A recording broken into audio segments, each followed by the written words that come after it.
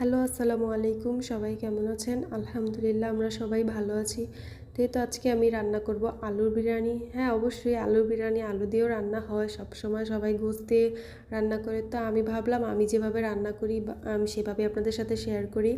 তো এটা সম্পূর্ণ আমার নিজের রেসিপি বলতে পারেন। আমি আমার নিজের মতো নিজে যেভাবে রান্না করি এভাবে আপনাদের সাথে শেয়ার করলাম।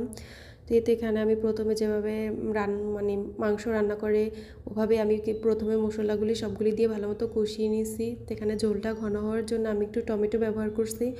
তো টমেটো দেওয়ার পরে যখন মশলাটা একসাথে মিশে যাবে, কষানো হবে, তারপরে আমি আলু দিয়ে দিলাম। তারপরে আলুগুলি দেওয়ার পরে ভালো মতো নেড়ে চেড়ে কষিয়ে নিয়েছি আলু সহ একসাথে। তারপরে এখানে পরিমাণ মতো পানি দিয়ে দিছি, আলুটা সিদ্ধ হওয়ার মতন পানি ওই পরিমাণে।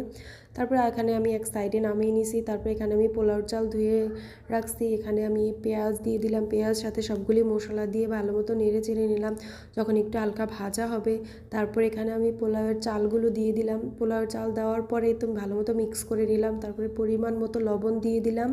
লবণ দেওয়ার পরে তারপরে ভালো মতো নেড়ে চেড়ে তারপরে আমি পরিমাণ মতো পানি দিয়ে দিলাম। পানিটা যখন বলক আসছে তখন আমি এখানে আলুগুলি দিয়ে দিচ্ছি মশলা সহ একসাথে সবগুলি এখানে ভালো মতো কিছু কতক্ষণ নেড়ে চেড়ে নিলাম। যখন ঝোলটা একটু কমে যাবে, ঝোলটা শুকিয়ে যাবে, তখন আমি ঢাকনা দিয়ে কতক্ষণ রাখবো। ঢাকনা দিয়ে কতক্ষণ রাখার পরে তখন পুরো যখন পানিটা একেবারে গায়ে গায়ে হয়ে যাবে তখন এখানে আমি আবার একটু নেড়ে চেড়ে তারপরে এখানে আমি ঢাকনা দিয়ে দিব, দমে দিয়ে দিব। তো আমার বিরিয়ানি রান্না শেষ। কেমন হলো জানাবেন সবাই।